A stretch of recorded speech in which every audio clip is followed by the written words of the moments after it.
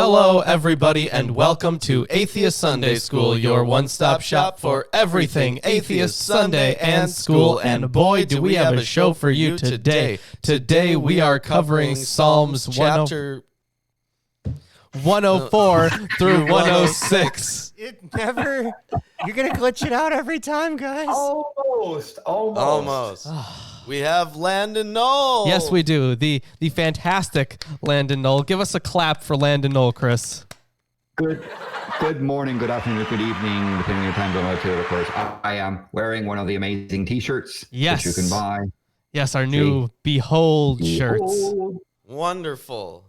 That is excellent advertisement. It really is. I mean, coming from a guy like Landon, could you get any better? I don't think so. No, you can't. No. That's it. That's the tippy top right there.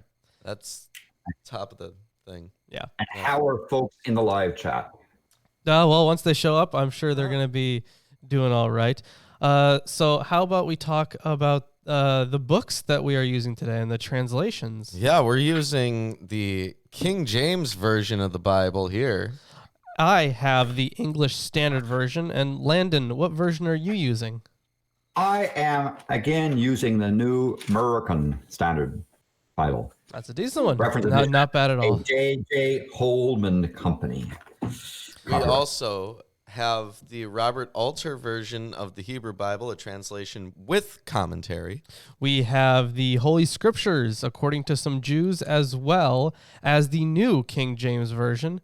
And we also have Eerdmans. Yep, Eerdmans commentary on the Bible. And then we have a bunch of commentaries. And actually, I think we should thank Landon for all these books that he got us. We're not going to be using these today, but we are using them on our Friday Apocryphal podcast. And they're just great. Yes. The ones that we use so far. They added an additional 15 minutes of content, at least in one episode used so far. Yeah, it was good stuff. Yes. Excellent. So yeah, we have commentaries on Second Maccabees and all of Jubilees, and even more stuff on Maccabees and a whole slew of other books. Lots of apocryphal stuff. Yeah, definitely. It's very cool. Yeah. And cool. so if those are turning in, you should turn in on the Friday thing because that's also good stuff. Yes. And thank you, Landon, for your generous donation. Yes, your generous donation. You're most welcome. So for other books that we're using, we have Psalms Old and New from Ben Witherington. We also have The Origins of Biblical Monotheism by Mark S. Smith. And the Oxford Companion to the Bible. Yes, the ever so useful Oxford Companion to the Bible. Ruben's a KJV onlyist who loves that book. That wonderful, super useful book. Absolutely. And although there are people out there like that. Right. KJV onlyist, yeah. Who love the Oxford Companion to the Bible. I don't know, man. I don't know. I really don't know. I mean, it's fine for what it is. It's just never useful to hear. Yeah. And I would say, so today, one of the things in particular is these Psalms have, for those that are familiar with Handel's Messiah and has sung it, you will come across familiar verses because Handel, used, and I believe it was KJV translations of various verses in there. I mean, I think that would be given. Because I'm seeing stuff, and when I hear the KJV stuff, it sounds more reminiscent of the singing. Because you sing all that stuff, then you kind of say, "Oh yeah, I remember that." But I won't be singing the verses. I'll just be emoting them. It's okay. Neither will we, probably. Right. Unless they seem to have a nice tune, neither will we. Right. But anyways, Push the red button for a Handel nice was actually not very nice to basses. He would just have us drone on. We weren't the tenors got the better parts, unfortunately. Oh, yeah, that happens a lot. It's unfortunate. Very unfortunate. But anyways. yeah, let's hop into some of these readings, shall we? Let's do it to it. Psalm 104. Bless the Lord, O my soul. O Lord, my God, thou art very great. Thou art clothed with honor and majesty. So here's something about Psalm 104, and I was just very much amused by this. Psalm 104 is often called the pearl of the Psalter. The best way to appreciate the greatness of this poem and take in its message is simply to sit down and read it. Rizzle, we're doing that. Ridiculous. And my particular Bible has a sub-chapter title of The Lord's Care Over All His Works. I don't have a subtitle on mine. Neither does mine. Strange. All right, first two. Yes. Who coverest thyself with light as with a garment, who stretchest out the heavens like a curtain. Now that is used a lot by apologists. Stretches out the heavens like a curtain. Yeah, isn't that one of Hovine's? Yes, it is. It is one of Hovine's things. And the reason he mentions it is because the Big Bang, stretching out of the heavens. Yeah. Like a curtain. Yes, like a curtain. As opposed to the sky, which they've described 50 billion times in a similar manner. But the Big Bang isn't like a curtain. A curtain's like on a straight line that goes back and forth. Well, yeah, but it doesn't matter because the stretching out is just so significant. It's okay. Well, let's find out anything what's- that uses the word stretch. Yeah. You know, that's a stretch. Yeah. Yeah, Ruben. Yeah, and of course, it's covering myself with light as a cloak, right? Because the lights it's not like a woolly fluffy thing. Photons bounce off of you, but Yeah. we'll just ignore that. And the whole thing, like if we are to take this in context properly, so wrapped in light, the Hebrew actually uses an active participle wrapping, and this inaugurates an unusual formal pattern in which God is represented in a whole chain of present participles without pronouns. The poet imagines the presence of divinity in the world as a dynamic series of actions: wrapping, stretching out, setting, making, walking, and so forth. So there's a little bit more to read for that, but as we can already see, this is all meant to be poetic language. Yes, obviously. Yeah, It's and poetry. again, stretching out heaven like a tent curtain. I mean, why doesn't he go and add that little thing of saying, yes, the universe is like a tent curtain? No, it isn't. But that's a detail. Sorry. Right. This translation seeks to reproduce some of that participle activity, though the necessities of readable English have led to the introduction of at least a few pronouns and actual verbs. Which makes perfect sense because that's just how translations work. There's no such thing as a perfect translation. Yeah. Anyways, we can continue. Who layeth the beams Dear Ken of, Hovind, stop using that. Let's go on. who layeth the beams of his chambers in the waters, who maketh the clouds his chariot. Now hold on. This actually, are you finished with the verse No. yet? Okay, finish the verse. Who walketh upon the wings of the wind. Okay. So this description was actually really cool on making his chariot the clouds. Cloud rider of the clouds, was a term for Baal. Oh. Yeah, that was a title of his. So here's, and actually Alter notes that. But let's start off with the setting beams for his lofts thing. Mhm. So the modern reader may be puzzled as to why the divine builder should set beams in water, but the cosmological image would have been transparent to the ancient audience. About the vault, Rakia of the heavens are the upper waters. See Genesis 1, where God builds his lofts or upper chambers. So there's a lot of mythical language and stuff about. This is very much a mythical text.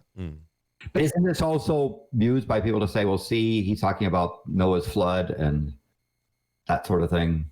Oh, yeah, that comes up. In fact, a lot of what we're going to read today is a summarization of Israel's history, and that's going to be 105 and 106.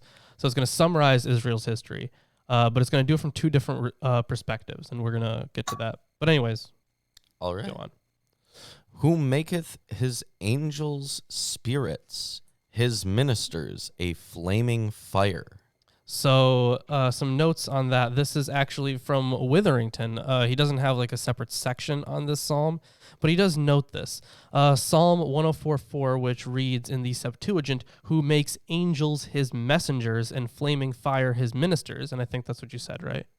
Pretty much? His And ministers mine a says, flaming make- fire. Okay. Makes the winds his messengers. Yeah.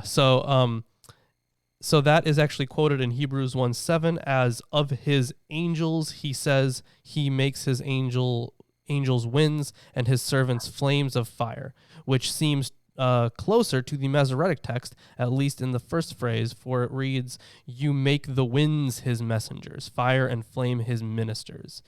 But there is ambiguity in the Hebrew because while ruah could refer to winds, it could also mean spirits, which is perhaps why the Septuagint renders it angels. Let's see what Alter has to say on that, because I'm sure he does. While you're looking at that thing, doesn't the Jehovah's Witnesses have this thing about angels and not in the Bible or something like that order? Don't they have something weird about that? I am unaware of that.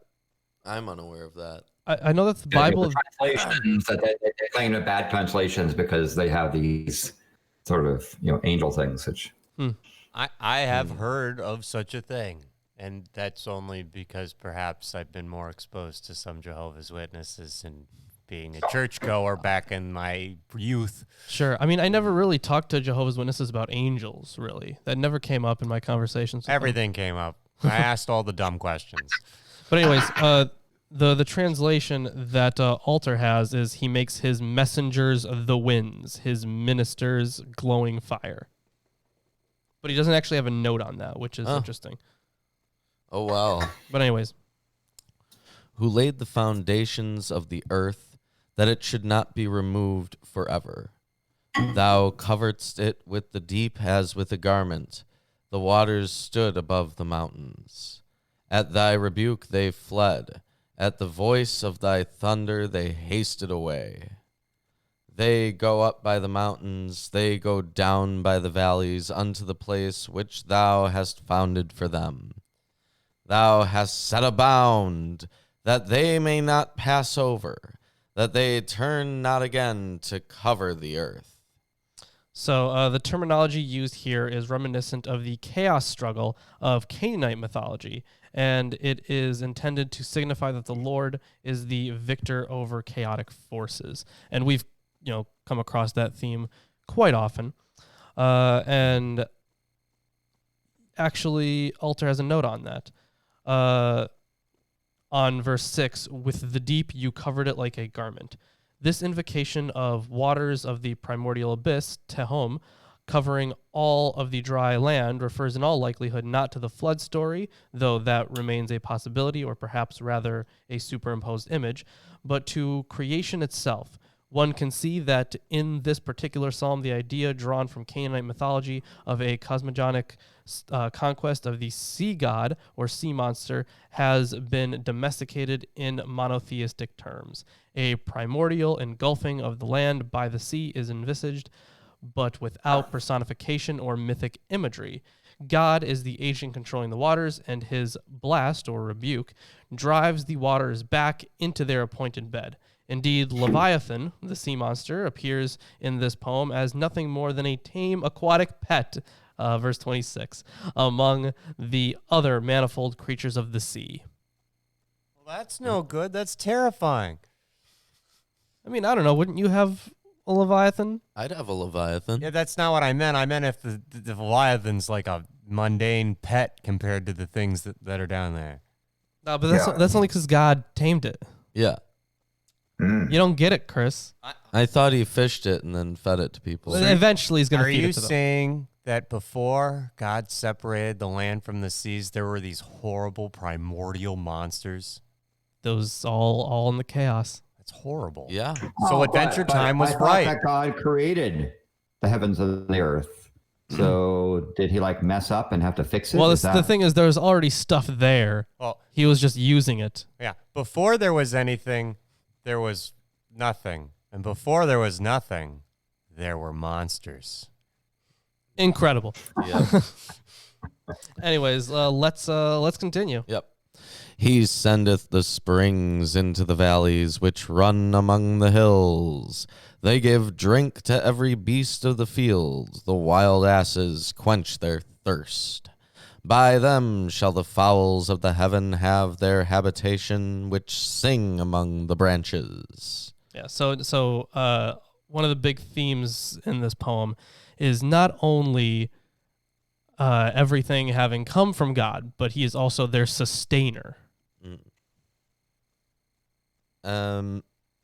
He watereth the hills from his chambers. The earth is satisfied with the fruit of thy works. He causeth the grass to grow for the cattle and herb for the service of man, that he may bring forth food out of the earth, and wine that maketh glad the heart of man, and oil to make his face to shine, and bread which strengtheneth man's heart. Wow. Bread strengthens your heart, Lawrence. I know. Don't you think I know that? Wine that makes your heart glad, right? So one, you get a strong heart, which could actually change its shape and go into atrial fibrillation. The other, you just makes your heart happy and pitter-patter. But if you eat large amounts of bread, that's not good for your heart. I guess it keeps you depends on the alive. bread. And your heart. Especially if you're gluten intolerant. But Right. if you get a really nice wine, see this is I guess divine here because he gave it. Thanks God. The trees of the Lord are full of sap, the cedars of Lebanon, which he hath planted. They always talk about the cedars of Lebanon. The cedars of Lebanon Gone. were They've very, been gone forever. but they were very important. Yes, I mean they were also important in the construction of the temple. Well, yeah. Well, Where the birds make their nests. As for the stork, the fir trees are her house. The high hills are a refuge for the wild goats, and the rocks for the conies. He appointed the moon for seasons. The sun knoweth his going down. Wait. No. Seasons are axial tilts. The moon has these cycles, right? That's sorry, no. That's I claim the Bible's wrong there. Well, yeah, the Bible says that the moon causes the seasons and that the sun is a conscious being. I mean, And knows its place in its of place of its setting, right? the thing is, this kind of plays into the whole idea of God sustaining things. But yeah, the whole thing about the seasons. I know that from reading other texts, we can gather that the reason everything is in order is because of God, right? Yeah. But yeah, that's just not how seasons work. I have a problem with the next verse too. So just, Okay. just Are you at 21 yet? No. Okay. No, you're in 20. Okay. Thou makest darkness, and it is night, wherein all the beasts of the forest do creep forth. Yeah. So darkness here is not a mythological realm of terrors, but part of the diurnal cycle controlled by God. Yeah, that's what I was pretty much talking about. So I said, Zach K asks a question real quick. He wants to know what we're doing here. He's just trying to figure out if we're mocking it or not. Okay, no. So here's the thing that we're doing. We do have plenty of fun here because we want it to be engaging and a fun show to watch, but we want to put all of the texts that we are reading through, all of the biblical texts into their historical context because This is a secular study. Yeah, it's a secular study because without that, you can't really understand it. Without knowing why the authors wrote what they wrote, without understanding the time period or their social milieus, you just can't get it. Yeah. So We're doing that and we're having fun. yeah, Didn't you make a video that, yeah? I did make a video, but it hasn't come out yet.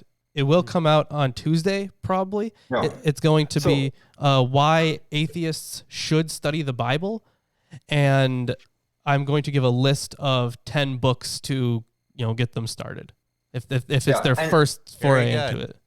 Sure. And Zach, for example, in talking about these verses, it's interesting because I would have expected that the reader at that time would have not said, no, the moon is not casting seasons, it casts cycles, right? That they understood, because you had several lunar cycles before you went from spring to summer to fall and so forth. So it's kind of interesting that they use that poetic thing as opposed to the time the seasons were done by floods or by other methods. So it seems to be, even from that historical context, a really odd choice of phrase. And also, it in verse 20, talking about darkness, that also shows that the time, people thought darkness was a thing rather than an absence of thing. Mm-hmm. Right? That darkness was that darkness would shine out in a negative sense, and that was sort of another thing that you saw in verse 20. Right, but also that might get something. Right. It's not internally consistent with the Bible, right? Because if we look back, well, the thing is, it doesn't really have to be, right? Because this is all poetic stuff anyways. Right, it's poetic, but it's meant to portray a different meaning. But the second verse of Genesis literally says the darkness is already there, and that he did not make it, right? It didn't say that he made darkness, so it's But I think if we've read, there are multiple inconsistent myths of the creation, and this is just yet another one of those. Right. The young lions roar after their prey and seek their meat from God. I'm not sure that's how lions hunt. I get the feeling that when predator species... Remember, this is what I was talking about before. It's all about sustaining. Like, ultimately, they get their food from God. Right. He's saying that those natural cycles that exist are his doing, basically. Yeah. I mean, that's my guess of the interpretation. Yeah, exactly. Yeah. But and it's being done in a poetic sense, right? So perhaps the some people would have, maybe the author of the psalm, which, by the way, is not David. Do we know who might be the author of Psalm 104? So there is a little bit on that. I mean, of course, we don't know any of their names. That's just not really possible. But let's see here on the authorship. Just because Zach is talking about the author of all. Of course, we know it's not. Yeah, we know it's not. By the way, it's the Bible is not a set of companions that was done post Christ. These are texts that are what older, like the Psalms. So it depends on which part you're reading. So because over time all the biblical books were written over the course of 1,000 years. So it depends on what time period you're talking about. Yeah. But on young lions roaring after their prey.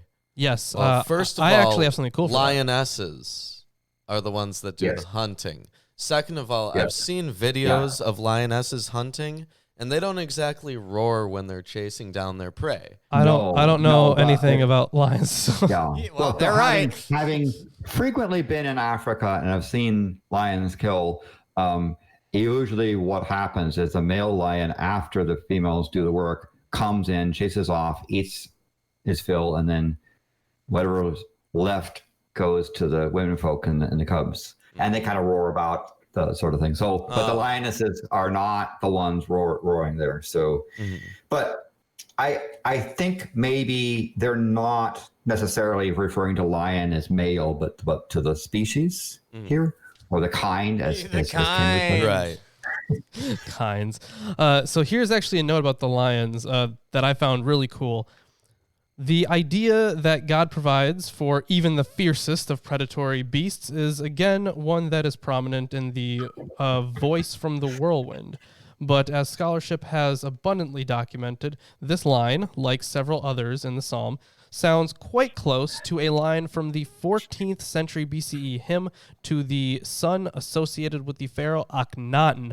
Of course, Akhenaten was the guy who brought monotheism to Egypt. It wasn't for very long. No, it was just during his reign. Yeah. But anyways, that was found at Amarna. Because poetry in all eras works through allusion, it is hardly necessary to understand this poem as an adaptation of Akhenaten's hymn. The Hebrew poet may well have borrowed phrases from it or from a Canaanite intermediary, but in the psalm there is no sun god. On the contrary, the sun and the moon and the stars and the winds of the heavens are all God's instruments. So I thought that was a very interesting note. I actually plan on doing a video on Akhenaten after I'm done with my current project. Yeah. Because So I like the That should Akhenaten. be author- popular. What'd you say? Yeah. That should be popular. Yeah, I hope so. Yeah. So the author of Psalm 1. Oh, did we lose Landon? Ooh. Whoa, he just freeze framed. Landon Today froze. at David's. Oh, you're Oh, back. he's back. Yeah, hey, Landon, we had a freeze I'm frame sorry. for a moment. It's totally fine. Oh, sorry. Yeah, I don't know that it's your fault. Well, I was asking about the question about the authorship, and someone said that their Septuagint marked it as David's psalm. So I don't. There's not really much in Erdman's about the authorship of this psalm, but there is something about something to be said about the relationship between this text and then stuff like Genesis. So numerous exegetes have pointed out the similarities between Psalm 104 and other biblical and extra-biblical texts. It is impossible to determine the exact relationship between Psalm 104 and these texts. What can be said, however, is that the poet of Psalm 104 created a new poem to portray the greatness of God as the creator and the harmony between him and his creation.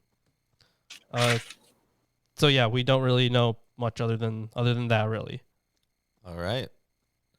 The sun ariseth. They gather themselves together and lay them down in their dens. This is presumably still referring to the lions. Yeah. Man goeth forth unto his work and to his labor until the evening. O Lord, how manifold are thy works! In wisdom hast thou made them all. The earth is full of thy riches. So is this great and wide sea, wherein are things creeping innumerable, both small and great beasts. There go the ships.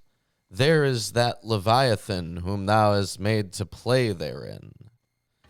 These wait all upon Yeah, thee. the Leviathan is nothing. Yeah. Nothing. This is passing mention. Yeah. So what is? I mean, what is in terms of that? Mine also says or sea monster, right? Mm-hmm. But there, what is the commentary regarding that? Anything regarding that Leviathan thing? Regarding Leviathan, Well, there's here, nothing specifically, but he already said that, they kind of is treated like a pet, which But we learned in- from Enoch. But previously, I'm not sure it was established that Leviathan was a creation of Yahweh. No, before Yeah, because they there didn't was- mention that, or they even alluded to the fact that it might not have been. Right. So historically speaking, there was already a ancient chaos myth, and this is just an adaptation of it to prop up this god above the other ones in other ancient chaos creation Right. myths. But the Leviathan was a common thing in that area in the ancient Near East. Honestly, this is just a show of prowess to say that this immeasurable force is nothing but a plaything to him. Yeah. Yeah. So another question I have is in my text, Leviathan is capitalized as if there is a Leviathan as opposed to lion. Right? Now, mine Or- isn't no. capitalized. Mine is capitalized. Oh, this is. Does yours say that Leviathan or just Leviathan? It says this Leviathan. Mine says an Leviathan. so. So Okay, Throw it out. let's It's inconsistent. let's see what. what is the Hebrew? What is the Hebrew? Of course, does Hebrew have capitalization, or is there any notion of that? No, not really. No. Okay. Now we know that. No, the answer is no. Apparently. There's like some things that you can do that's really rare, basically only on old scrolls, not in modern Hebrew, where they do like crowns on specific things, and the different crowns are supposed to mean different things, but they don't actually impact the meaning of the word. It's just like Or a like decoration calligraphy. text. Yeah. text decoration type of thing. Yeah, Okay. calligraphy. But that's as close as they get to capitalization. Either way, let's continue, shall we? Yeah. So he makes this Leviathan to play. These wait all upon thee, that thou mayest give them their meat in due season. That thou givest them they gather, thou openest thy hand, they are filled with good.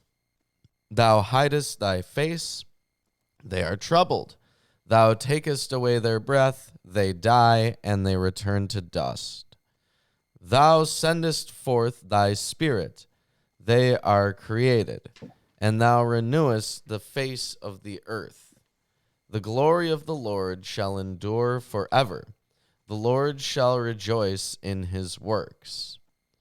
He looketh on the earth, and it trembleth. He toucheth the hills, and they smoke. I will sing unto the Lord as long as I live. I will sing praise to my God while I have my being. My meditation of him shall be sweet. I will be glad in the Lord. Let the sinners be consumed out of the earth, and let the wicked be no more. Bless thou the Lord, O my soul. Praise ye the Lord. And that's the end of Psalm 104. You know, mine had Hey, guys. hallelujah. Yeah. Oh wow. Really? Yeah. Oh, that's a first. We might have to Yeah, add but that's- eventually. No, that's not a first. You know, But unlike that's also another a common verse you see in the Handel's Messiah. And that's lots of oratory stuff there. So unlike a lot of the Psalms that we've been covering lately, there's not a lot of military terminology in this one. And No. there's also not like a request, right? At the very end there, they're like, let the sinners be consumed out of the earth. But that's like just at the very end. Yeah. So there's no like request, which is really common in all of these Psalms. And there's also, other than at the very end there, not like this condemnation of sinners. So Did they classify this chapter at all, like they do at the beginning, like an lament I mean, or an individual? Yeah, whatever? it's just a song of praise. Yeah, but it's we definitely, we very could have much. said that. right. Well, it's so obvious. Yeah. So I just want to also point out that we have to be careful. We got to be on our best behavior because we have alleged Australians watching us now. Red Eye, what are you doing here? I bet he's standing upside down just to pretend he's Australian. Well, that's the end of Psalm 104. Yes, it is. If you're enjoying the stream so far, give it a like. Share, subscribe, all that good stuff, because we really appreciate it. And of course, if you're not aware, we are doing an alchemy drive. So once we hit $666 in our donations drive, we will be doing alchemy. We will try to Transmute something into gold. material to other material. Well, either way, it's going to be magical. Just some generic transmutation of an element. Yeah. But We're talking about chemical elements as opposed to the like water to air or something like that. Right? Yeah, and we're less than $100 away from that goal. So anything helps. But either way, that was the end of Psalm 104, and I can hand you some commentaries here. Well, why don't you hand me some Oh, commentaries? I will here? hand you some commentaries here. Here, take these commentaries. As some wine I recommend. Being accused of being a cork sniffer. I mean, not totally off, but all right, let's. Is that such a bad thing? No, Wouldn't you it like isn't. to know the quality of your wine without having to dip your nose in it?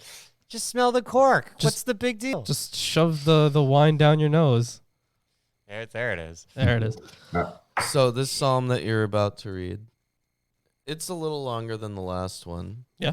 And before you get into it, I want to read a little bit out of Eerdmans here. Sure. Okay. So Psalm 105, in addition to being an invocation to praise, Psalm 105 has another function, as is evident from verse 45, namely that they might keep his statutes and observe his laws. Historical events are therefore recounted to serve as an injunction to obedience to God. Psalms 105 and 106 were deliberately placed next to each other. The two psalms complement each other. While Psalm 105 is dominated by praise and thanksgivings for God's faithfulness, Psalm 106 emphasizes the unfaithfulness of Israel despite the Lord's deeds of salvation for them. Yeah, so that's what I was talking about before, that they're essentially about the same thing, but from two different perspectives. Yes. It says, although it is difficult to determine the precise original cultic context and time of origin of Psalm 105, most exegetes rightly agree on dating it to the post-exilic period.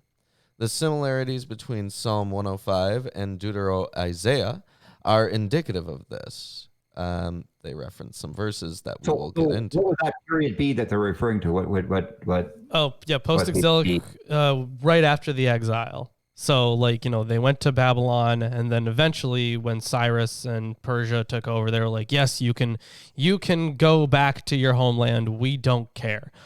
So, that's why in Ezra and Nehemiah, there was quite a bit of praise for Cyrus and the Achaemenids in general, even though you couldn't reproduce with them. But either way, it was a time of rejuvenation and hope for the Jewish people. So what dates are we talking about approximately? Oh, that's the end of the 6th century, I want to say. Around that time? BCE. Yeah, BC. Yeah. Okay. It's around there. I forget the exact dates. So, either way, let's hop into... By the way, also, I mentioned to say, in the title for 105, my Bible has a really odd title. It says, The Lord's Wonderful Works in Behalf of Israel.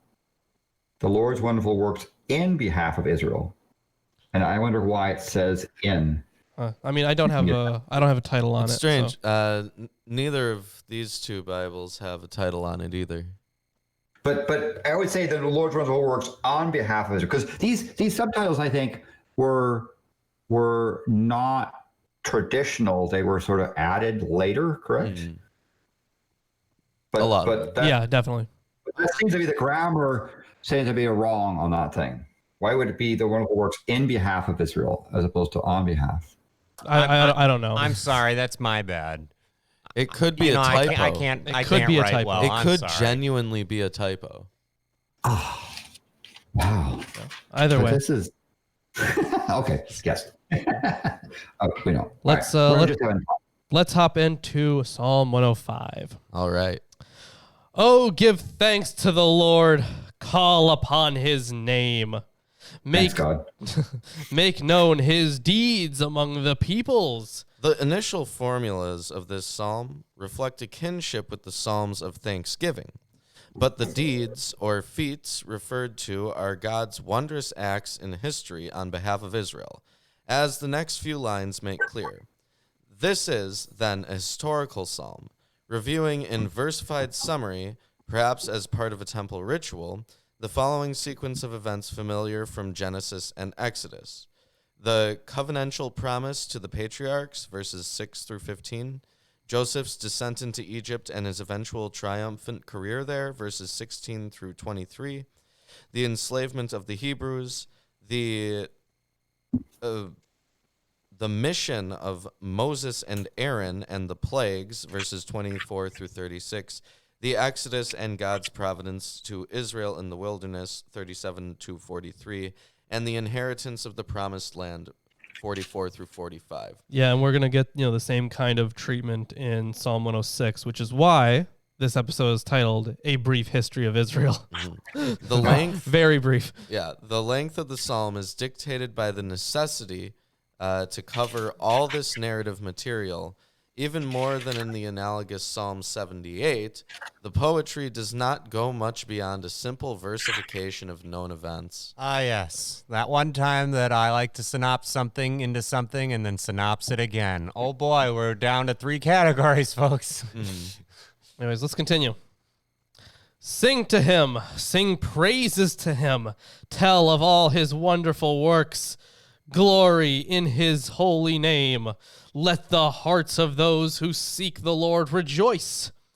Seek the Lord in his strength. Seek his presence continually. Remember the wondrous works that he has done, his miracles, and the judgments he uttered. O offspring of Abraham, his servant, children of Jacob, his chosen ones. He is the Lord our God. His judgments are in all the earth. He That's a great aria of that thing. I thought that's some good. I was remembering the singing of that stuff. So that's good music there. He remembers his covenant forever. First of all, no, he doesn't. No, he doesn't. Hey, wait, No, he what doesn't. covenant again? He seemed like renege on it every once in a while. Yeah, that, and he had to be reminded or pressured into it kind of sometimes. Wait, hold on. What covenant? I'm not doing that again. And there's straight up times where, Israel kind of falls short, and then eventually it says, and then God remembered his covenant. Oh, that covenant. Yeah. What was the high places? That's what did that. That's what confused God, right? The high Of course, places. it was the high places. Hashtag blame the high places. He remembers his covenant forever, the word that he commanded for 1,000 generations, the covenant that he made with Abraham, his sworn promise to Isaac, which he confirmed to Jacob as a statute, to Israel as an everlasting covenant, saying, To you I will give the land of Canaan as your portion for an inheritance. When they were few in number, of little account, and sojourners in it, wandering from nation to nation. So, Yeah, I'm assuming there would be it something on says- nation to nation. well, no, but No? there is something about when they were few in number. It's actually when they were a handful of men. The unusual phrase used here, mete mispar, is a quotation of Jacob's words to his sons in Genesis 34:30 about the vulnerable smallness of his clan as sojourners in the land of Canaan. I mean, yeah, they were traveling around quite a lot. And actually, there's a interesting point to make. I am currently working on, a video about the historicity of the patriarchs. Yes. And there is a very interesting argument that people like to make about the migration patterns and how, Abraham fell right into that pattern. But then Van Setters was like, no, not really. So it's a interesting point that I'm going to hit on for that video. But either way, let's continue. Where the hell was I? Inheritance. When they were few in number, of little account, and sojourners in it, wandering from nation to nation, from one kingdom to another people. It's interesting that there's a difference. They have nation to nation, but then kingdom and then people, which is interesting. He allowed no one to oppress them. He rebuked. Wait a minute. Wait. He allowed no one. No, is that actually the text saying, well, if they did, he smote them vigorously? Well, I don't know. It continues. He rebuked kings on their account, saying. So the most likely reference is to the three sister wife stories, Genesis 12, 20, and 26. The mention of the previous verse of nation to nation and from one kingdom to another people would refer to Egypt and Gerar, where Abraham and then Isaac went in a time of famine. Anointed ones in the next verse then conflates with the terminology of the later monarchy with the idea of the patriarchs as God's elected ones. Mm-hmm. He allowed no one to oppress them. He rebuked kings on their account, saying, Touch not my anointed ones. Do my prophets no harm. But of course, if we'll see later on, his prophets really get into lots of harm. Oh, yeah. Yeah, definitely. They don't really have Some the of them are best actually time. caused by God too. So Yeah, some of them turn out to be okay, but, there are some problems. Anyways. When he summoned a famine on the land and broke all supply of bread, he had sent a man ahead of them, Joseph, who was sold as a slave. So mine says every staff of bread he broke in 16. I do have a note that says the Hebrews staff. Yeah, Alter says about it, some scholars think this refers to a pole on which the round, flat loaves of bread were spooled. Oh, I I've don't know seen how- that before. Basically, bakers, when they made a large batch of flatbread and they needed a place to cool them, would just stick them on rods and stack them on Yes. top of each other. Yeah. And they'd used to have these bools, I think. And you're right, because again, I think that's similar to what my text says. He broke the whole staff of bread, right? That that the staff is a set of of breads that are in a structure. So He had sent a man ahead of them, Joseph, who was sold as a slave. His feet were hurt with fetters. His neck was put in a collar of iron until what he had said came to pass. The word of the Lord tested him. The king sent and released him. The ruler of the peoples set him free because he was a great interpreter of dreams. He made him lord of his house and ruler of all his possessions, to bind his princes at his pleasure and to teach his elders wisdom. Then Israel came to Egypt. Jacob sojourned in the land of Ham, and the Lord made his can't even read right now. And the Lord made his people very fruitful and made them stronger than their foes. So this is a citation of Exodus 1:7. That would, Verse that 24. makes sense. Yep. Yes, made them stronger than their foes. He turned their hearts to hate his people, to deal craftily with his servants. He sent Moses, his servant, and Aaron, whom he had chosen. Well, I mean, he less sent them, and I mean, he sent them, right, quote unquote, but he was just kind of picked up out of the river. They performed his signs among them and miracles in the land of Ham. He sent darkness and made the land dark. They did not rebel against his words. He turned their waters into blood and caused their fish to die. Their land swarmed with frogs, even in the chambers of their kings. He spoke, and there came swarms of flies and gnats throughout their country. He gave them hail for rain, and fiery lightning bolts through their land. He struck down their vines and fig trees and shattered the trees of their country.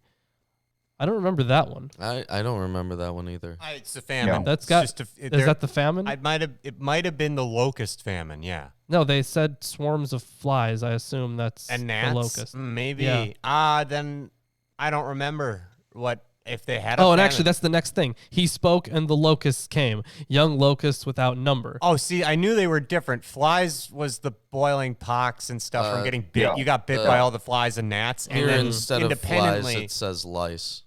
yeah, Alright. that adds up more. And I think the locusts have something to do with the plague, obviously, if they're right next to each other Okay. in the writing. just something for the frogs to eat. So Either way. Young locusts without number, which devoured all the vegetation in their land and ate up the fruit of their ground. He struck down all the firstborn in their land, the first fruits of all their strength. So the recapitulation of the plagues narrative does not entirely follow the order of the story in Exodus. Sure. It begins here with the 9th plague, then goes back to the 1st, 2nd, 4th, 3rd, 7th, 8th, and the 10th. The blight of the cattle and the epidemic of burning rash are not mentioned in this version. Yeah, I was wondering what wouldn't be mentioned. yeah, is this order for poetic purposes or I'm not they're sure. just- Maybe it was Inconsistent. for poetic purposes. It might be. Or if this was sung, maybe it's saying you get sort of meter Yeah. or rhyme, which is why they added stuff to it. Yeah, So, that's my best guess. I assume that there has to be some rhyme to it that we are not going to get in translation. Then he brought out Israel with silver and gold and there was none among his tribes who stumbled. Eventually that became not true. Yeah. Egypt was glad when they departed, for dread of them had fallen upon it. He spread a cloud for a covering, and fire to give light by night. That's the whole pillar of fire thing. But I thought Egypt decided, hey, come back and Yeah, eventually they came back to go get them. They got to go get those Jews. They asked, and he brought quail? And all right, and gave them bread from heaven in abundance. So They get the birds wrong all the time, but I remember birds bringing them food. yes, yeah. So And also birds being on the ground as well. where it says they asked, the received text has he asked, but the letter wow at the end of the verb, which would make it plural, in all likelihood was inadvertently dropped in scribal copying because the next word in the text also begins with a wow. Ah, okay, that makes sense. That happens a lot. Yeah. He opened the rock and water gushed out. It flowed through the desert like a river, for he remembered. But wasn't that the case where somebody like struck the rock too many times and bad things happened to them? Oh, that was like Moses did? that was a little bit different. So the first time it was okay. The second time in Numbers it wasn't okay. Yeah, they got water the first time, which is what they needed. Well, they got water both Yeah, times. they got water both times. What was the thing but that went but wrong? the punishment he was punished. He wasn't allowed to go into the promised land. Oh. yeah. That's what Because he did wrong. he hit too many rocks. Yep. Yeah, something He like was that. told to tap the rock, and he hit it instead of tapping it. For he remembered his holy promise and Abraham his servant. So he brought his people out with joy, his chosen ones with singing. So, Sorry, go ahead. with singing, this could revert to the triumphant song of the sea, Exodus 15. Even though the stories of the quail and the water from the rock follow it in Exodus, its position here might be because it is a grand summary of the story of the Exodus. Yeah, I could see that.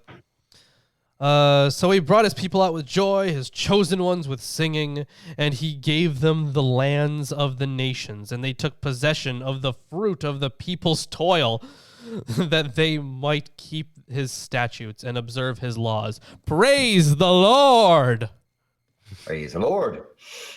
And that is the end of Psalm 105. Do you guys hear something? I do hear something. I hear a very strange Maybe noise. ecstatic. I'm getting a little twitchy here. Behold, I am your Lord and Savior, Jesus Christ, and I want to let all you heathens and sinners know that I support this wonderful episode of Atheist Sunday School. Lawrence and Reuben try their very best to bring you the true glory of the Bible, and they need your help. They have provided links to their Patreon page and other social media just for you. Once again, my name is Jesus Christ, and this is Milwaukee Atheists. The Lord is with them. God bless.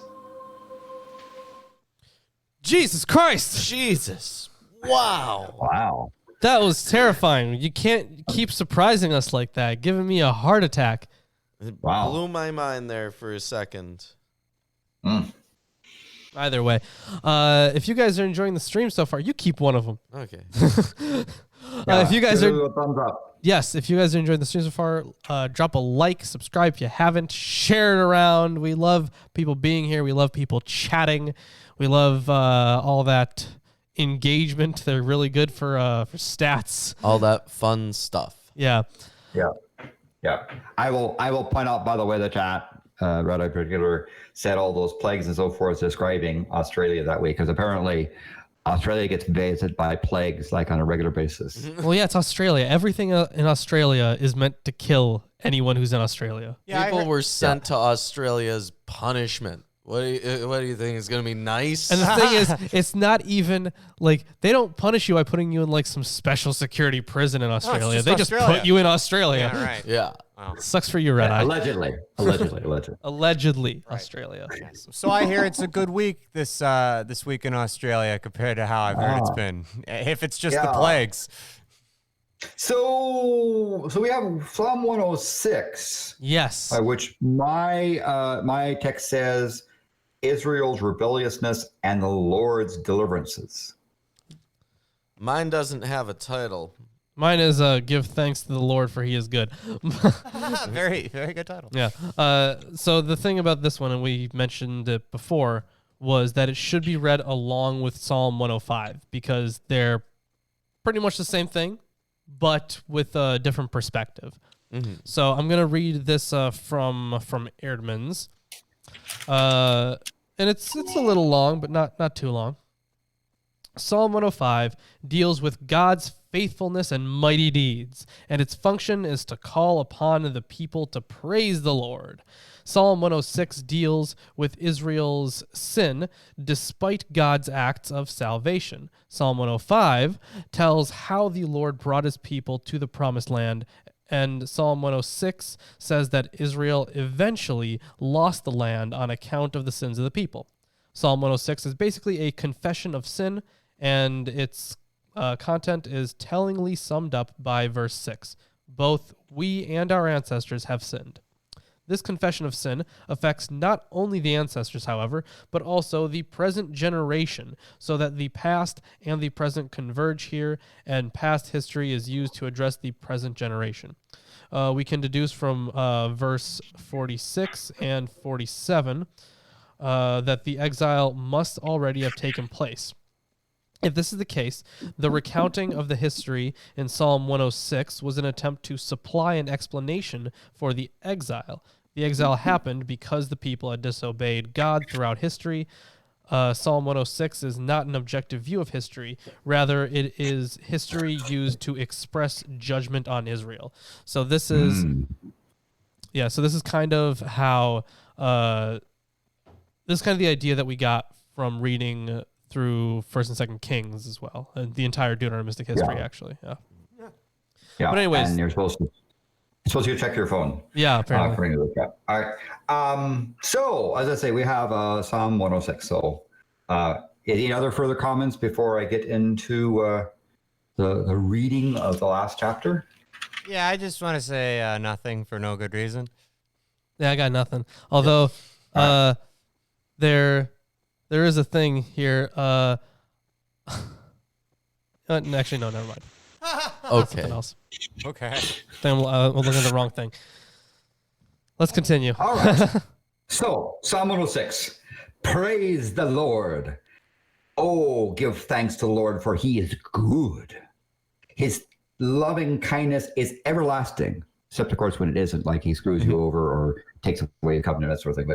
But that's I just Yeah, forgot. seriously. I keep forgetting. Yeah. Who can speak of the mighty the Lord, or who can show forth all his praise?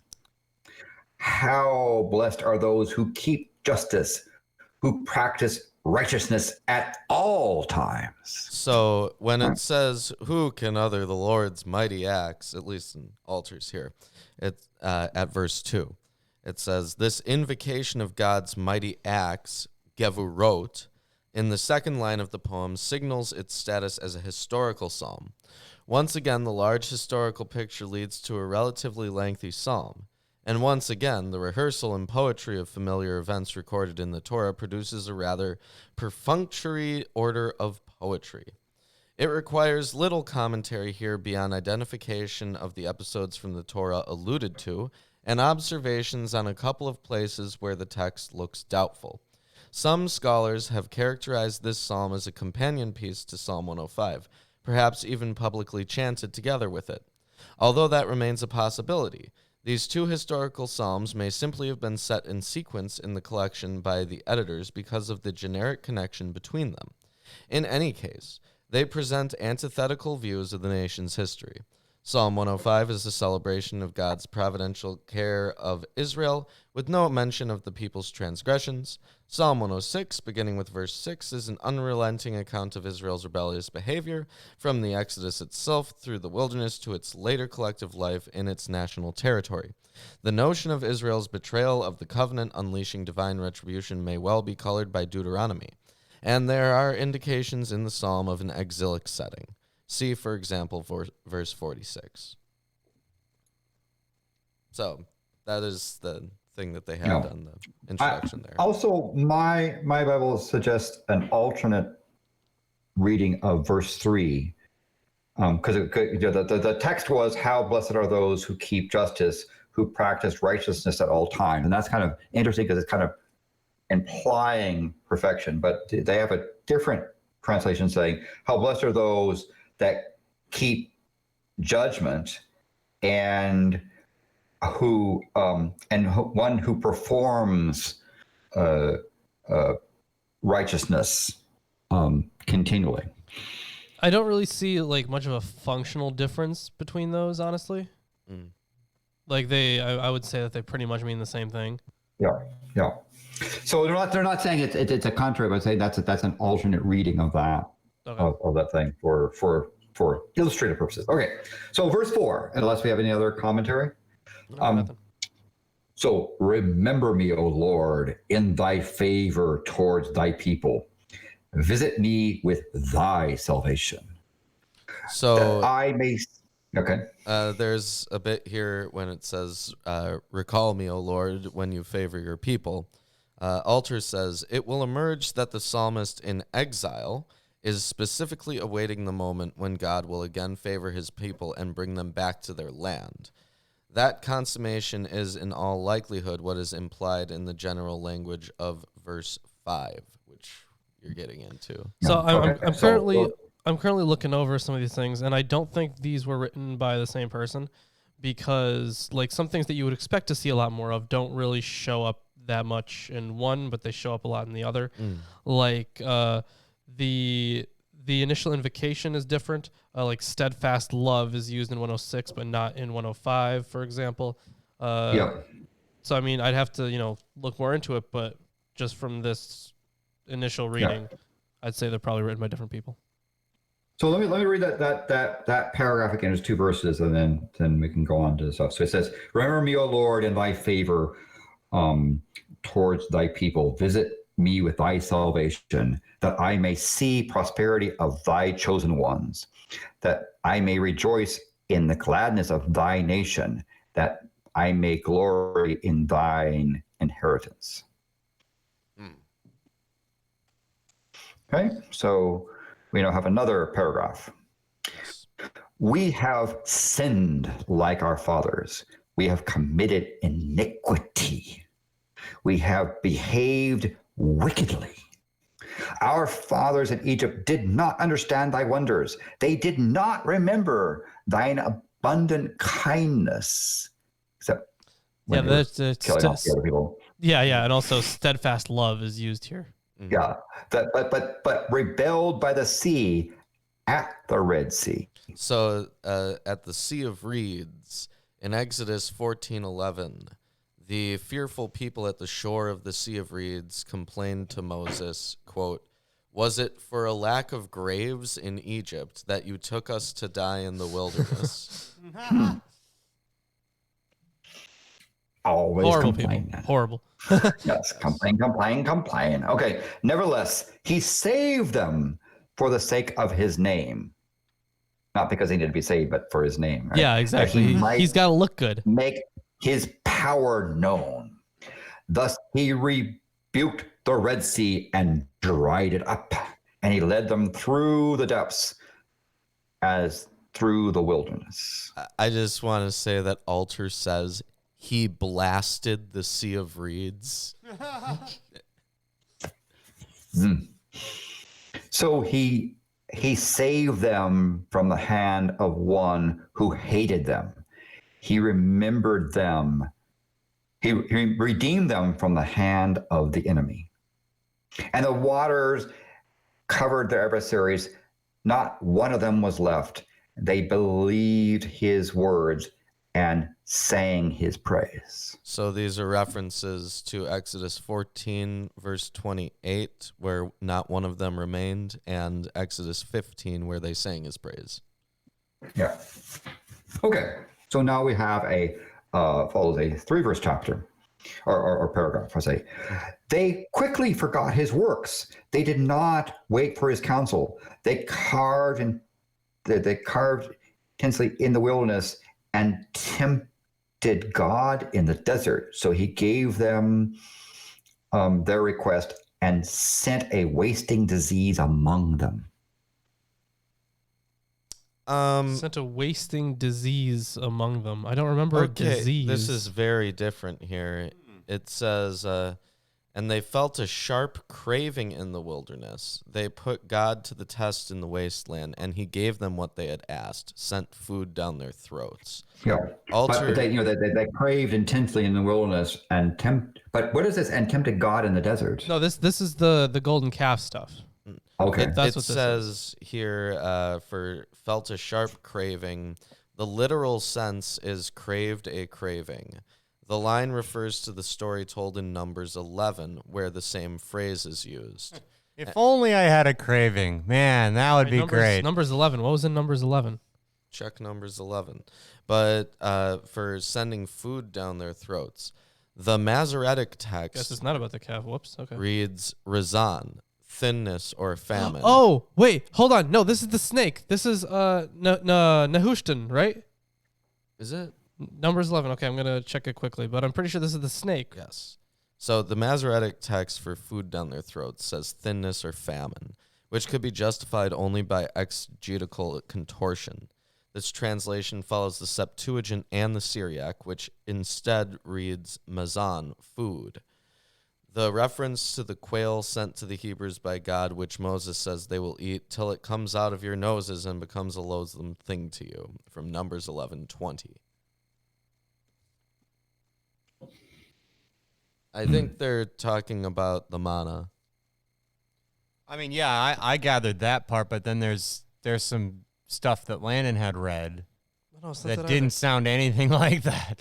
Yeah, it's not that either. Like the wasting illness. Yeah, let's see. People complain.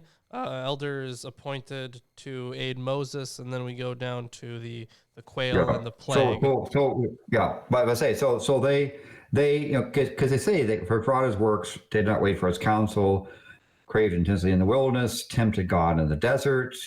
Why is this tempted God thing? And then he gave them their request, but sent a wasting disease amongst them, right? So that's the part we're all struggling with too. Yeah, well, I mean, Alters says that the thinness or famine for that part is in the Masoretic text, but that the Septuagint and Syriac read food instead, and that it's a reference to Numbers 11:20, where they get quail, and Moses says they will eat it till it comes out your noses and becomes a loathsome thing to you. All right. Okay, so the next paragraph, 3-verse paragraph, and they became envious of Moses in the camp and of Aaron, the Holy One of the Lord. And the earth opened up and swallowed Dathan and engulfed the company of Abram. A fire blazed up in their company, and the flame consumed the wicked. Yes, I remember that. Do you remember that, Lawrence? I mean, that's the part. Yes, actually, I do. Yes. Just says that, doesn't go into any detail. Yeah, definitely, me too. Yeah. So we have another. So now we have an 8. That was the rebellion. Yeah, Numbers 16. Yeah. So now 19. Let's go through this. Let me go through this next paragraph, because I think there's some interesting stuff here. So they made a calf in Hebrew and worshipped a molten image. Thus they exchanged their glory for an image of an ox that eats grass. They forgot God, their Savior, who had done great things in Egypt, the wonders of the land of Ham, the awesomeness things by the Red Sea. Therefore he said that he would destroy them, had not Moses chosen, his chosen one stood in in the breach before him, to turn away his wrath from destroying them. So let's just be clear. First of all, while God didn't destroy all of them, Moses ended up killing half of them pretty much. Yeah, and that's sort of it. This is part of this. Pretty much love everyone- that's kind of everlasting, and you know, remember forever. Pretty much except when you everyone destroy who them. wasn't a Levite is what it says, because the Levites gathered around Moses, and then Moses said, everyone, take up arms against your brothers and stuff like that. For this grass-eating bull. Yeah, I'm guessing it's supposed to be like derogatory. Yeah. Like, this thing eats grass. Yeah, it says this mocking I'm not sure it's characterization. derogatory. This mocking characterization of the idol worship by Israel is much in the spirit of the polemic against idolatry in Deutero-Isaiah. The term translated as bull, sure, can equally mean ox, but the cultic context argues for the sense of a bull because images of bulls were objects of worship. But isn't the yeah. bull worship like talking about wanting plenty and food and substances? Isn't that sort of what that cult was about? Yeah, and fertility. Well, no, bull worship was mostly about just strength overall, because bulls are very strong. So you want strength? We're here, worship a bull. I But think it's also said he made a calf. Well, and yeah. worshiped the golden image. But that's the golden calf as opposed to. Yeah, yeah. It's the thing about the calf is that because it's not an adult, that's why it's important. I can't stop thinking about that cartoon we tried to watch about the golden calf. Would and you, how- oh, that one. Okay. Oh, my I was gonna say, gosh. would you stop talking about cartoons, Chris? No, we watched it together. It was Yeah, we just did. so inaccurate. Do you remember that Quran cartoon? Oh, that was horrible. How many times did they sing that? Okay. Oh my gosh. We watched this cartoon about like just love for the Quran, and it was for kids, and it had this stupid song to it, and Oh, it was. it And was I think we just watched that song. like 15, 20 minutes of it, and it was still the song going, and it wasn't a good song. And it No, was it like- was just like, we love the Quran. That is the lyric. We That's- love the Quran. that's the lyric. We love the Quran.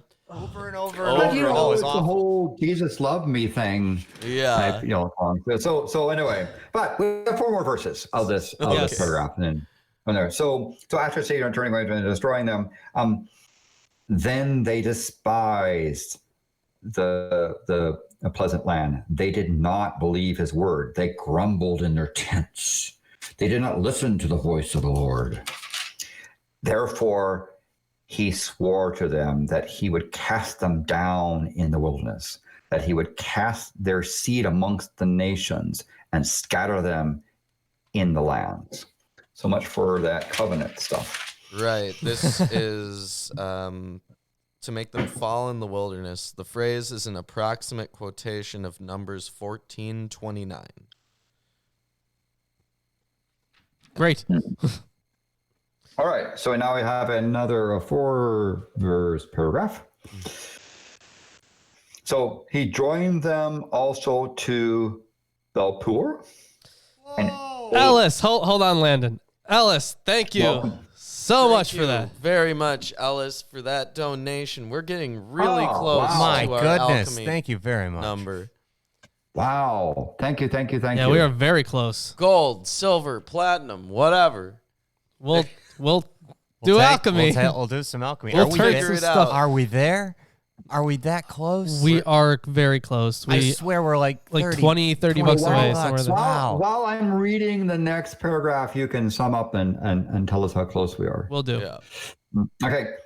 But what is that Baal Pure, by the way? So Baal Peor. Yes, that was the whole thing about vengeance against the Midianites in Numbers. Okay. They were sleeping with the women of the land, and they were turning away from God.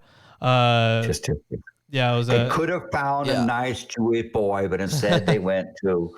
Yeah, yeah. It says this episode of orgiastic idolatry is recounted in Numbers 25, where the zealous priest Phineas slaughters the cultic traitors, an act not mentioned here. Isn't this that part where he stabs the guy through while he's having sex? yes, Yeah. it's that one. Yeah. Yeah. It was like a scene out of a Friday the 13th movie. Yes, the Yeah, pretty campers are much. just about to do it, and then suddenly axe murder. Yep. Thus they provoked him to anger with their deeds, and a plague broke out amongst them. The Phoenix stood up and interposed, and the plague was stayed. And it was reckoned to him for righteousness to all generations forever. So what's that about? It sounds like another covenant or a miniature oath or some sort. Wait, which verses? Sorry. 30? Oh yeah, the whole thing about Phineas. Yes. Yeah, because there was a plague at the time.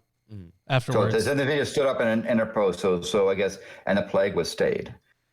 Yeah, that was So- eventually So all the these plague people were stopped. gods wanting to go and smite people, and then someone comes up and says, "Hey." It seems like the dudes that stood up and said, "Hey, you don't be so hasty," are the ones that are merciful as opposed to God that just would rather smite things. Well, I keep forgetting. I just smite things if they don't remind me to stop But smiting didn't he just things. say, the first verse was for his loving kindness is everlasting. And all Yeah. these people that say, "Hey, God, Yeah. You mind being loving and kind for a It's in moment? the same chapter. So all right. So we haven't. We don't have a. Should I go to the next two verse? Paragraph? Just keep going, man. Yeah. Okay, and that they also provoked him to wrath in the waters of Meribah, so that it went hard with Moses on their account, because they were rebellious against his spirit. He spoke rashly with his lips. Yep. So this is the Hebrew says he pronounced with his lips. But the most reasonable way to make sense of this cryptic clause is to assume that a rash utterance is implied. This line may reflect an interpretive inference from what is succinctly stated in the story in Numbers 20.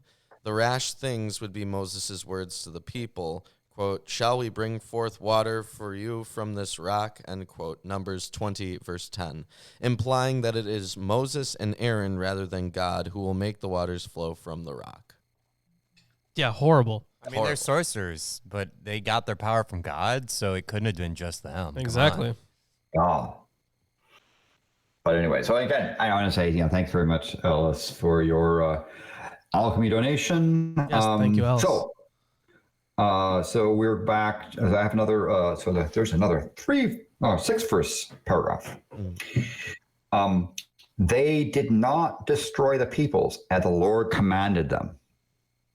No genocide. They declined to do genocide, right? Because they did not destroy the people the Lord commanded them. But they mingled with the nations and learned their practices. They served their idols, which became more a snare to them. They even sacrificed their sons and daughters to demons. They shed innocent blood, the blood of their sons and their daughters, whom they sacrificed to idols of Canaan, that the land was polluted with their blood, and thus they became unclean in their practices and played the harlot with their deeds. And the whole thing, there's been quite a bit of work done on trying to figure out, like, did the ancient Canaanites actually sacrifice their children and whatnot? Right, because it's a common piece of slander that's used it against is. them. Probably didn't. And I always forget her last name, or how to pronounce it, I should say. But it's Francesca Stavrakopoulou, I think.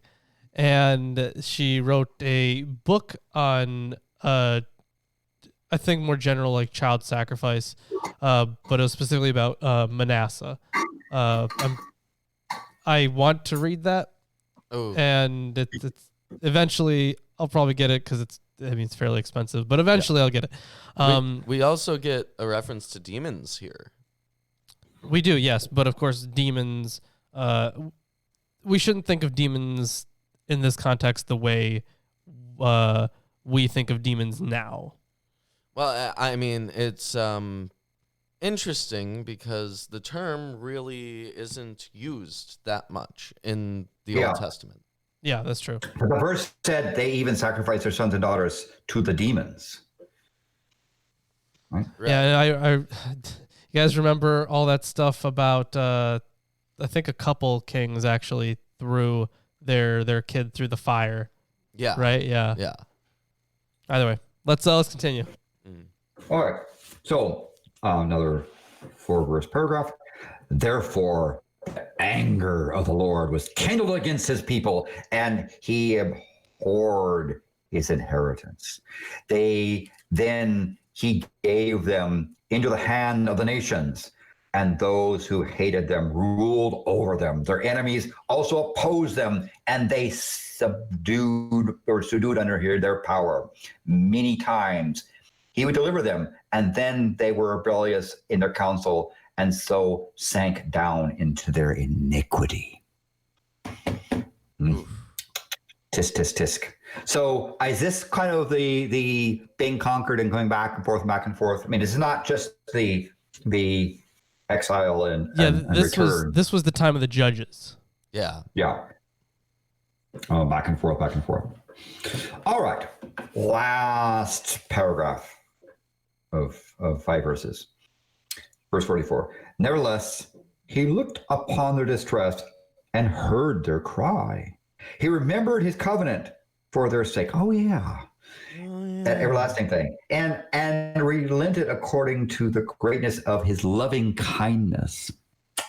Such a dude. They also made them objects of compassion in the presence of all their captors. Save us, O Lord our God, and gather us from amongst the nations, to give thanks to thy holy name, thy glory in thy praise. Blessed be the Lord, the God of Israel, for everlasting to everlasting. Let the people say, Amen. Praise the Lord. Yeah, so this entire thing is, about being sinful and then not being sinful and then being sinful again and then once again not being sinful. So in verse 46 here, it says that he granted them mercy in the eyes of all their captors. Alter says in the eyes of is literally before. This could be a reference to the Persian Emperor Cyrus, who authorized the return of the Babylonian exiles to Zion, although that identification is not entirely certain. And by the way, we are $30 away. $30 away from our $3 alchemy. exactly. Yes. And that last verse, verse 48, is not part of Psalm 106, but is rather the thing that marks the conclusion of the 4th book of Psalms. We are now. Yes, we are done with the 4th Psalter. Finally. So is that, so you say that the last two verses are sort of like the bookend as opposed to. Yeah. In fact, every single Psalter has a bookend like that. Yeah, where They it have a says, book start. Blessed be the Lord God of Israel forever and ever, and all the people say amen, hallelujah. In Alter's version, at least. I mean, don't they? Right. But what did you think? Christopher Rogers, for abandoning God? Yes, thank you, Christopher Rogers. Christopher Rogers. What did you think of the 4th Psalter? It it really wasn't that bad, honestly. Wasn't that Yeah, bad? Yeah. Poetic wise, it was not it was I would better rate than it. some. I would rate it as my now at least either first or second favorite, maybe with 3rd Psalter. I didn't like the 1st and 2nd Psalter. Yeah, I didn't like them at all. Yeah, which one do you think was worse, the first or the second one? First. First one. I think First the is first the was worst. more whiny. Yeah. Fair enough. I know people have that experience where they remember the first thing being either the best or the worst of the group, but it really was. Yeah. So this 4th book of Psalms is also used quite a bit in liturgical music, right? Because it's at least the Latin translation are as an example, and also the English translations are also done in a more poetic, lyrical manner. I presume that the original Hebrew was also, much more, prosaic. Are musical oriented. But I don't know. Did they sing these sort of things, or was it just yeah, text? Yeah, they sing them. They still sing them.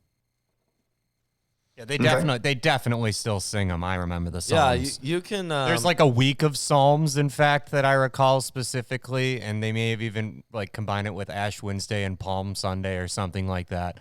And then in between, they always read a bunch of Psalms, and my parents were like, "Oh, we should go because everyone's going," and I'm like, "But this is the worst thing to go here." If they were reading Judges, I'd go to that because Judges is hilarious. But really, if you're interested in Jewish music, you should hop on YouTube and look up some of the traditional psalm chants. You'll see a lot of... Or just look up Hava Nagila. That's probably better.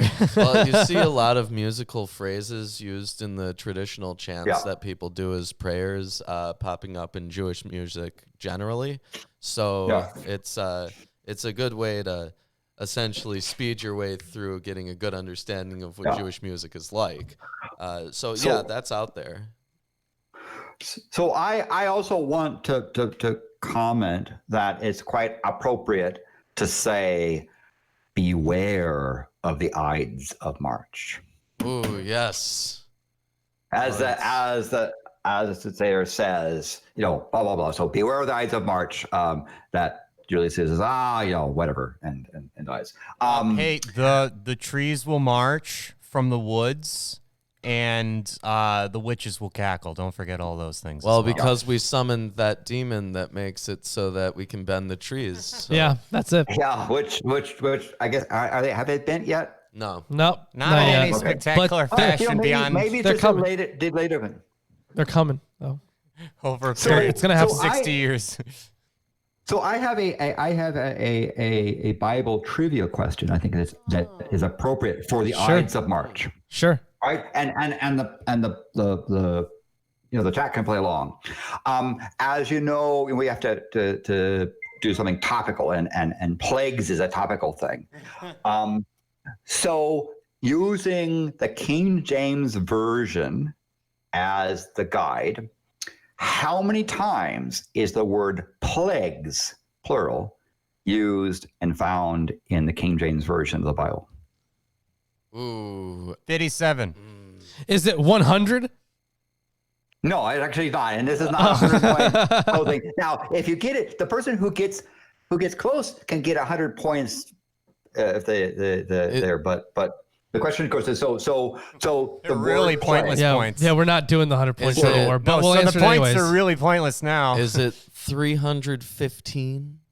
I am going to go. So think about plagues, like a PLAGUES, right? Plural. Yeah. So we have to do it. 18. I'm going to go with 56. I'm going to go with 66. Risky there, huh? Hey, anything in the chat? Want to venture, I guess? We got no guesses from the chat. Well, the number of instances, is 24 in 21 verses. Wow. For plagues, plural, not singular, right? Sure. Because Revelation is full of plagues, lots of plagues. It's plagued. I mean, it has probably half of the plagues. But there's a verse in Deuteronomy that has 3 plagues in one verse. So there you go, making the Bible relevant to today. All right. So thank you everyone for joining us. If you like what we do, if you like this video, please consider dropping a like, subscribing if you haven't, sharing the stream around, sharing around our other videos to your cats and your dogs and your moms and your dads, all of them, and your roommates and people you haven't seen in forever. And yes, Behold t-shirts. Homeless people on the Behold t-shirt, street, right? especially homeless people on the street, I want you to get those Behold t-shirts. They will keep you warm at night. Yes. Yes, on Lack our, of faith alone. yes. So Teespring for that. Patreon as well. Landon can tell you all about the great perks of being a patron. Yeah. So definitely become a patron. There you get a lot of cool rewards. You get to be on the show. Maybe you get to be entered into a t-shirt contest. You get to have access to all of our video scripts. So it's a lot of cool stuff and more. There's more stuff on there too. What else? Our Amazon wish list. Yes, our Amazon wish list is full of books that we will use on this show if you get them for us.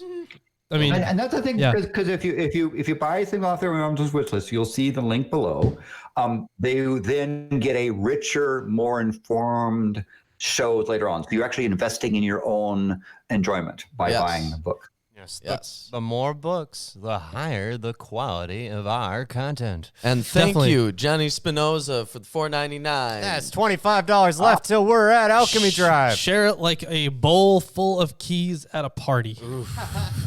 I don't know what party you're going to, but damn. Thank great you very one. much for your $4.99. It is much appreciated, and Yes. we're getting them close to transforming some. Now, I think you should try to transform some element into some other element. I think that's kind of That's the goal, I the thing you think. wanna do. Anything to anything else. That's the gold.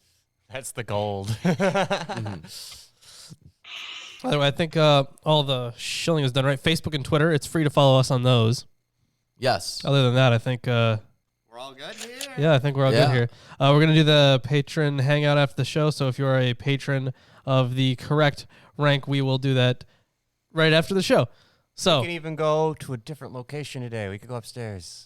My father's not around. okay, no one cares. We can do it wherever Well, the but hell it's we a want. specialty. Yeah. It's a I special mean, perk. No one cares. It's We- different. We could have It's done that different. anyway, That's really. exciting. And if you had been a patron of the right level, you would know this is a special event. So anyway, and of course, don't forget that they have a nice Friday show.